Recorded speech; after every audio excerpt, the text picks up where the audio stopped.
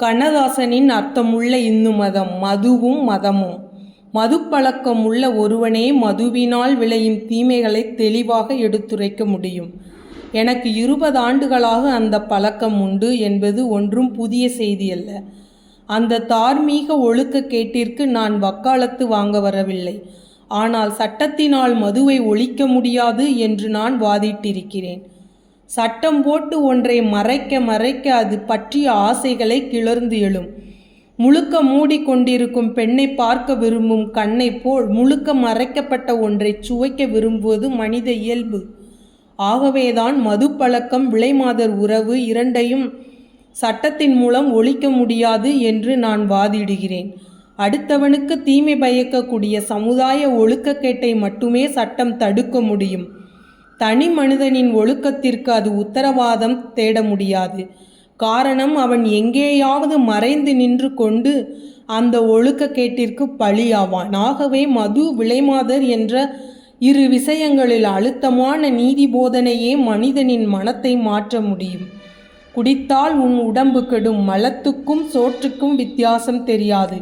காரணமில்லாமல் வீண் பகைகளை கொண்டு வந்து சேர்க்கும். நீ என்ன சொன்னாலும் உலகம் உன்னை நம்பாது. நீ நிதானமாக பேசினாலும் கூட இது குடிகாரன் பேச்சு என்று தள்ளிவிடும். நீ குடிக்கும் மது உன் குடும்பத்தின் வாழ்வை குடித்துவிடும். உன் வருமானமும் பாழாகும். செய்ய வேண்டிய காரியத்தை செய்ய வேண்டிய காலத்தில் செய்ய முடியாது. மதுவினால் நீ நோயிற்றால் உனக்காக யாரும் வருத்தப்பட மாட்டார்கள். குடும்பத்தாலும் சமுதாயத்தாலும் ஒதுக்கப்பட்ட புல்லாக பூச்சியாக நீ மாறிவிடுவாய். நற்குலப் பெண்கள் உன் அருகில் வரவே பயப்படுவார்கள். மொத்தத்தில் நீ மனிதனாகவே வாழ முடியாது. இப்படி அவனுக்கு இடித்து காட்டினால் ஒரு கட்டத்தில் இந்த அனுபவம் அவனுக்கு வந்து மதுவை கைவிட்டு விடுவான். ஆகவேதான் இந்தியா தோன்றிய காலத்திலிருந்து பின் இந்து மதம் பிறந்த காலத்திலிருந்து மதுவுக்கு எதிராக மதம் வாதாடி போதித்திருக்கிறதே தவிர அரசர்களிடம் தன் சக்தியை பயன்படுத்தி அதை தடை செய்ய சொன்னதில்லை. மது உள்ளே போனால் மதி வெளியே போகும். சாராயத்தை உள்ளே போட்டால் பூராயும் வெளியே வந்துவிடும். குடிகாரன் பேச்சு விடிஞ்சா போச்சு. கள்ளு குடிச்சவனுக்கு சொல்லு புத்தி ஏறாது. இவையெல்லாம் கிராமத்து பழமொழிகள். மதுவிலக்கு பிரச்சாரம் இந்தியாவில் பல கோணங்களில் பல விதங்களில் பல கட்டங்களில் நடைபெற்று வந்திருக்கிறது. அப்பொழுதெல்லாம் நாட்டிலே குடிகாரர்கள் குறைவாகவே இருந்தார்கள் என்று மதுவிலக்கு சட்டம் வந்ததோ அன்றிலிருந்துதான் குடிப்பவர்கள் அதிகமானார்கள்.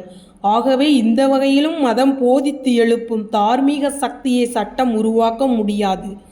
இந்து மதம் மது உண்பவர்களையே அரக்கர்கள் என்று அழைத்தது. மதுவினால் மது இழந்தோர் கதைகள் இந்து மத ஏடுகளில் ஏராளம் ஏராளம். எங்கள் குடும்பத்தில் நான் தான் குடிப்பழக்கம் பழகிய முதல் மனிதன்.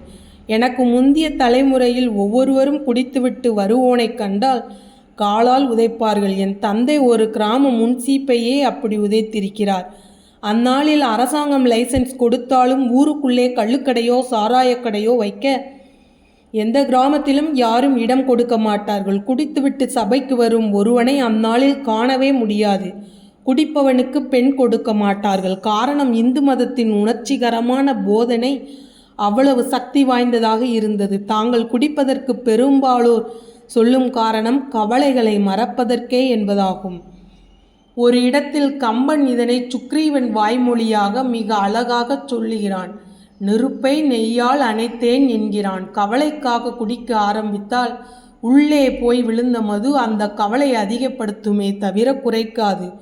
ஒரு குடிகாரன் குடிக்க ஆரம்பிக்கும் போது எதை நினைத்து கொண்டு குடிக்க துவங்குகிறானோ அதுதான் அவன் குடித்து முடித்து தூங்கும் வரை விஸ்வரூபம் எடுத்து நிற்கும். முதல் ரவுண்டு குடிக்கும்போது ஒருவனை உதைக்க வேண்டும் என்று நீ நினைத்தால் 3வது ரவுண்டு முடிந்ததும் அவனை தேடி உன்னை போகச் சொல்லுமே தவிர அந்த கோபத்தை அது குறைக்காது. அதனால்தான் மேலை நாட்டார் தனியாக குடிப்பதில்லை. சொசைட்டி ட்ரிங்கிங் என்று கூட்டம் கூட்டமாக குடிக்கத் தொடங்கினார்கள். குடித்துவிட்டு நாட்டியம் ஆடத் தொடங்கினார்கள். விளைவு, எவ்வளவு குடிக்கிறோம் என்ற அளவு தெரியாமலேயே அற்ப ஆயுளிலே மாண்டு போனார்கள். தனியாக குடித்தால் கவலையின் அளவு அதிகமாகிறது. கூட்டமாக குடித்தால் குடிக்கும் அளவு அதிகமாகிறது. நமது புராணங்களில் குடிப்பவனது வயிறு பெரிதாக இருக்கும் என்று குறிப்பிடுகிறார்கள். அரக்கர்களின் வயிற்றை அப்படியே வர்ணிக்கிறார்கள். இது ஒரு மருத்துவ உண்மை. குடிக்க குடிக்க வயிற்றுக்குள்ளே ஃப்ளூயிட் உற்பத்தியாகிறது. வயிறு மகோதரம் போல் ஆகிவிடுகிறது. ஈரலில் லிவர் சேரசிஸ் என்ற நோய் உற்பத்தியாகிறது. ஆரம்ப காலத்தில் குடிகாரர்கள் நிறைய சாப்பாடு சாப்பிடுவார்கள். நாள் ஆக ஆக குடி அதிகமாகி சாப்பாடு குறைந்துவிடும். மரணம் வாசல் வரைக்கும் வந்துவிட்டது என்பது இதன் பொருள். தண்ணீரையும் நாம் குடிக்கிறோம், பாலையும் குடிக்கிறோம். ஆனால் எதையும் குடி என்று அழைப்பதில்லை. இதை மட்டும் ஏன் குடி என்கிறோம்? இது ஒன்றுதான் உயிரை குடிக்கிறது.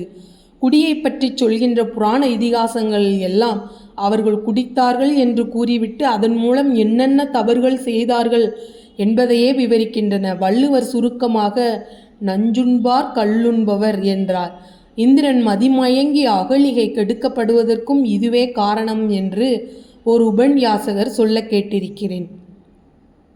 என் அனுபவத்தில் சராசரி மூளை சுறுசுறுப்பாக வேலை செய்து கடைசியில் முட்டாள்தனமாக முடிவெடுக்கும்படி வைப்பது மது ஒன்றே. இரவு நேரத்தில் அக்கம்பக்கத்தார் விழித்து கொள்ளும்படியாக கூட நான் சத்தம் போட்டிருக்கிறேன்.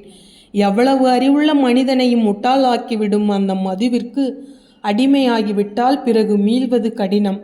கம்பராமாயணத்தில் மதிவுண்டு மயங்கிய சுக்ரீவன் தன் நிலைமைக்கு இறங்கி கீழ்கண்டவாறு புலம்புகிறான்.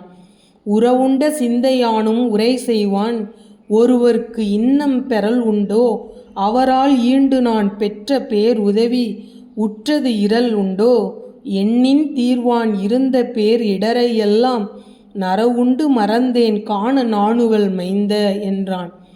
ஏயின அது அலால் மற்ற ஏழமைப்பாலது என்னோ, தாயிவள் மனைவி என்னும் தெளிவு இன்றே தர்மம் என் ஆம், விவினை ஐந்தின் ஒன்று ஆம், ஒன்றின் திருக்கு நீங்க மாயையில் மயங்குகின்றோம், மயங்கின மேல் மயக்கம் வைத்தோம், தெளிந்து தீவினையைச் செற்றார் பிறவியின் தீர்வர், என்ன தீளிந்திலா உணர்வினோரும் வேதமும் விளம்புவேயும், தெளிந்து உரை புழுவை நீக்கி நரவு உண்டு நிறைகின்றேனால், அழிந்து அகத்து எரியும் தீயை நெய்யினால் அவிக்கின்றாரின் தன்னைத்தான் உணரத் தீரும் தகையறு பிறவி என்பது எண்ணத்தான் மறையும் மற்ற துறைகளும் இசைத்த எல்லாம் முன்னைதான் தன்னை ஓரா முழுப்பினி அழுக்கின் மேலே பின்னைத்தான் பெறுவது அம்மான் அரவு உண்டு திகைக்கும் பித்தோ, அழித்தவர் அஞ்சும் நெஞ்சின் அடைத்தவர் அறிவில் மூழ்கி குளித்தவர்,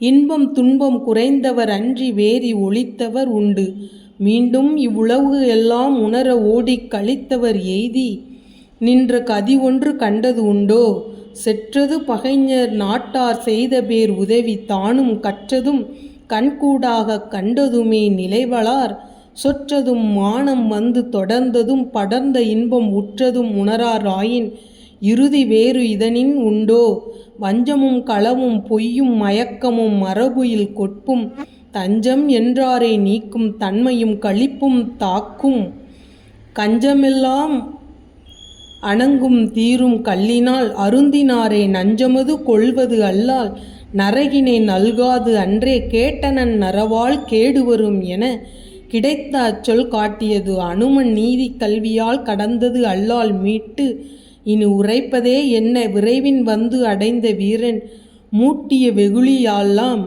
முடிவதற்கு ஐயம் உண்டோ, ஐயனான் அஞ்சினேன் இந்நரவினின் அரிய கேடு, கையினால் அன்றி ஏயும் கருதுதல் கருமம் அன்ற, வெய்யது ஆம் மதுவை இன்னம் விரும்பினேன் எண்ணின், செய்ய தாமரைகள் அன்ன சேவடி சிதைக்க என்றான் வீரன்.